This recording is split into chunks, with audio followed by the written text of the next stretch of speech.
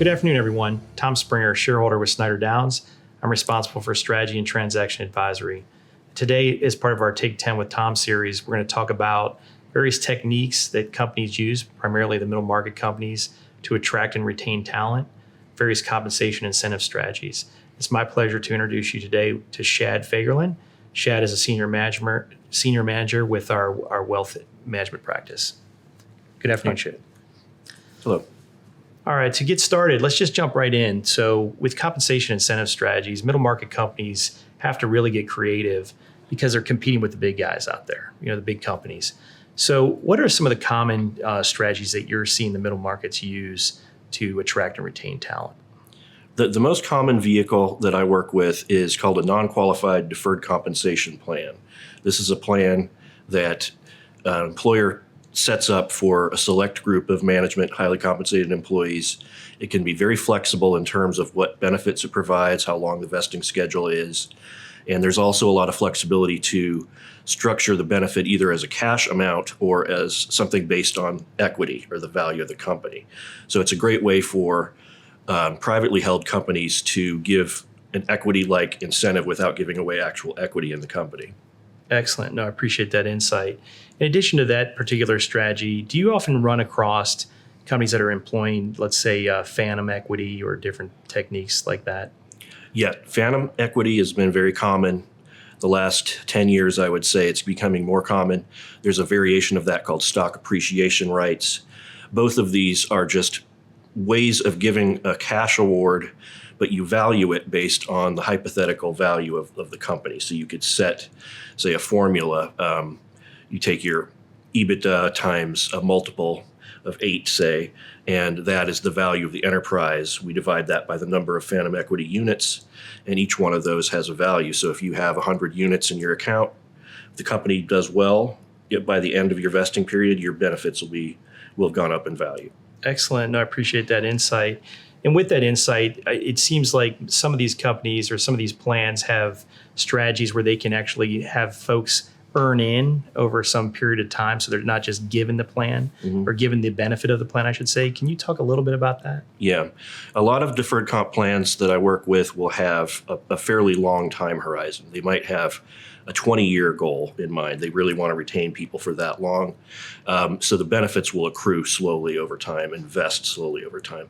Other companies are looking more like maybe for a change in control in the shorter term. And so they'll structure their plans to be more like a 5-year benefit. But the vehicle is flexible enough that you can do either. Excellent. No, again, appreciate that insight.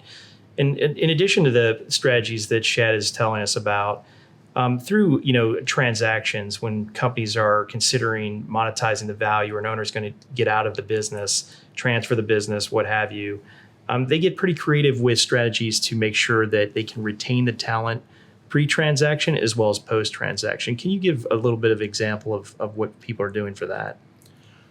Yes, a lot of times companies are concerned that they want to sell, but they're worried about people leaving as soon as the sale occurs. So one way to deal with that is to put into the agreements the requirement that somebody stay for an additional year or two after any post-transaction in order to fully vest in their benefits. This is a very effective way of keeping people in for the transition period. Excellent. Yeah, with that type of strategy, it's really important because you don't want to lose your talent. And a buyer is looking for future value, and a lot of the future value is tied up into into the employees who work for that company. Yeah. So the last thing you want to do is have a transaction, they leave, and then the owner's left without the key employees. So that's a strategy that we see that you're using to keep them in the game pre and post, right? With that change of control provision, who typically pays for the bonus? It is technically an obligation of the original employer, but often it's subsumed or it's taken over by the purchaser at the time of purchase. So that'll be part of the negotiations in the transaction is who is ultimately going to be paying for this. Yeah, I bring that up because, again, we look at how all the different dials turn in a transaction. So when we turn one dial, we turn another when we're negotiating. Mm-hmm. And what we try to do is make sure there's mutual benefit to buyer and seller. So sometimes we often ask for the buyer to share that burden of that stay bonus. So that's a technique that we've used in the past. Yeah, that's smart. Excellent. Are there any real concerns with the various type of methods being used today, legal, contractual type of concerns? Or is there a difference between employment agreement versus employment contract? Any insight you can give us on that? Well, I think it's important to clarify that an employee might think, I have an agreement to work here. The employer verbally told me, I'm safe. But that's not the same as an employment contract. An agreement, just in principle, needs to be set out in writing with detail for it really to have any contractual protection for the employee. So in some employers that we work with have their key employees under actual employment contracts, and others do not. It's not a requirement, but that is the distinction. Yeah, again, I appreciate that insight. And Shad and his team, getting them involved in transactions, as mentioned earlier in the process, is critical because we can review those contracts or employment agreements to see what will carry through, what will not carry through, what type of exposure risk we have for the buyer or the seller, and getting you involved potentially to mitigate some of those concerns is really important. Mm-hmm.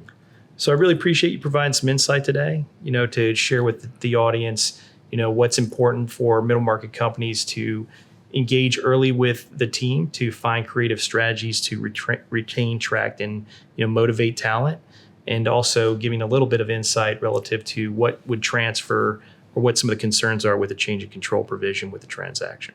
So thank you for joining us today. Thank you for having me. In closing out, I would say that how does this matter to you? It matters to you because, again, engaging early, engaging with the right subject matter expert will help you ultimately increase enterprise value, which hopefully will lead to a higher purchase price. Thank you.